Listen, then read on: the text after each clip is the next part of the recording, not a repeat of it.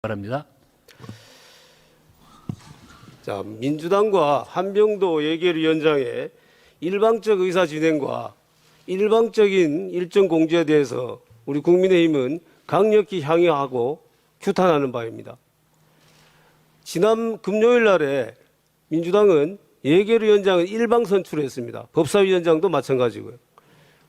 국회에서 견제와 균형의 원리가 완전히 무너진 것입니다. 법사위원장과 예결위원장을 야당이 갖는 것은 오랜 국회의 전통입니다. 그리고 그 이유는 견제와 균형의 원리를 통해서 국민의 행복과 안전을 더욱더 잘 보장하기 위한 것입니다. 그런데 민주당은 이걸 완전히 무시하고 있어요. 행정권과 입법권 다 가지고 있고 국회 내에서도 법사위원장, 예결위원장을 다 가지고 있습니다. 입법 독주를 넘어서 예산 독재까지 지금 하려고 하는 것입니다. 민주당의 한병도 위원장이 예결위원장으로 선출되고 난 이후에 바로 한 일이 뭡니까? 일정은 일방적으로 공지한 겁니다. 지난 금요일 날 일정 공지했습니다. 일정 공지하면서 오늘 종합정책질의를 단 하루만 실시하겠다. 내일은 소위를 하겠다. 7월 3일에는 전체 의결을 하겠다. 마음대로 일정을 다 정합니다. 우리는 허수아비입니까? 들러리입니까? 자, 이 일정 공지에 대해서 제가 예결위원장님한테 이미 유선으로 말씀드렸습니다. 왜 이렇게 하면 안 되는지. 일단 종합정책 질의를 하루만 한다는 것은 있을 수가 없는 일입니다. 지금까지 예결위 질의에서 종합 질의를 단 하루만 한 경우는 코로나 이외에는 없습니다. 코로나 때는 방역 수치상 여러 사람이 한 군데 모여 있는 것을 가능하면 줄여야 됩니다. 그래서 어쩔 수 없이 하루를 실시한 것입니다.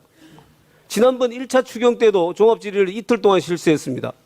1차 추경에 지금 2배가 넘는 30조 원이 넘는 추경 예산을 심의하면서 종합 질의를 단 하루만 실시한다. 왜 그렇게 합니까? 우리가 국회에서 심의하는 것을 방해하기 위해서 그렇습니까? 그렇게 합니까? 그 다음에 질의 시간도 지금 일방적으로 예결위원장이 10분으로 공지를 했습니다. 종합질의 10분으로 한 경우 없습니다. 지난번 1차 추경 때도 15분 했습니다. 이렇게 시간을 줄여서 질의를 못하게 하면은 도대체 무슨 이익이 있습니까? 7월 4일까지 처리하라라는 이재명 대통령의 일정에 맞추기 위해서 예결위원장이 거기에 들러서는 겁니까? 지난번 시정연설 때 이재명 대통령이 얘기를 했습니다. 야당에게도 예산에 대해서 충분히 얘기를 하시라고 얘기를 했습니다.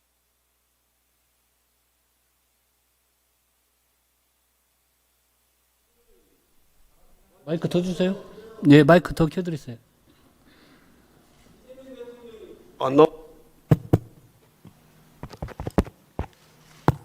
이재명 대통령이 시정연설 때 야당 의원들에게도 충분히 예산에 대해서 얘기할 수 있도록 하겠다고 했습니다. 그 얘기를 거짓말로 만들고 있는 것이 바로 민주당과 한병도 예결위원장입니다. 아니, 예산을 심의할 시간이 없는데, 예산을 살펴볼 시간도 없는데 어떻게 의견을 개진하겠습니까? 형식적으로 말만 의견 개진하라 그러고 실제로는 정부가 원하는 대로 뚝딱 해치우겠다. 이것이 민주당의 작전입니까? 저는 오늘 일정은 전면 중단을 하고 지금 이 시간부터 정회를 하고 여야 간사 간에 일정을 협의하고 시간까지 협의를 해서 그 협의된 일정에 따라서 다시 예결위를 시작해야 된다고 생각을 합니다. 이 부분이 만약에 관철되지 않는다면 예결위원장이 일방적으로 또다시 의사 진행을 하겠다고 하면은 우리 국민의힘은 더 이상 추경심사에 협조할 수 없음을 분명히 밝혀둡니다. 이상입니다. 네, 해주십시오. 네, 저도 이성 의사진행 발언하겠습니다. 예. 네, 우리 야당 간사님 말씀 잘 들었고요. 종합정책질의 일단 의사진행 발언은 듣고 가시죠. 본인 주장만 하시고 상대 주장은 듣지 않는 게 그게 무슨 태도입니까? 예, 의사진행 발언해 그게 주시면 지금 계속 예결위를 해주세요. 제대로 진행하자고 하는 태도입니까? 본인들 주장만 하고 상대 주장은 듣지 않고 그러면서 무슨 종합정책 질의를 이틀을 합니까? 제가 말씀드리겠습니다. 종합정책 질의 하루 하면 안 되고 이틀을 꼭 해야 한다고 하시는데요. 시간 끌기 외에 어떤 목적이 있는지 저는 의문입니다. 지난 1차 추경 때 정책 질의 이틀 했습니다. 근데 지금 이 상황에서 이틀이 주어지면 누구한테 무슨 질의 하시겠습니까? 진짜 궁금합니다. 저 자리에 앉아 계신 분들 보이십니까? 기관장이 불출석한 기관이 지금 적지 않고 이제 새 장관 임명됐기 때문에 나오지 않겠다고 어제도 줄줄이 불출석 사유소에 도장 찍어달라고 찾아왔습니다. 그나마 출석한 분들도 그중 절반은 이제 곧 임기 끝나고 떠나실 분들이고요.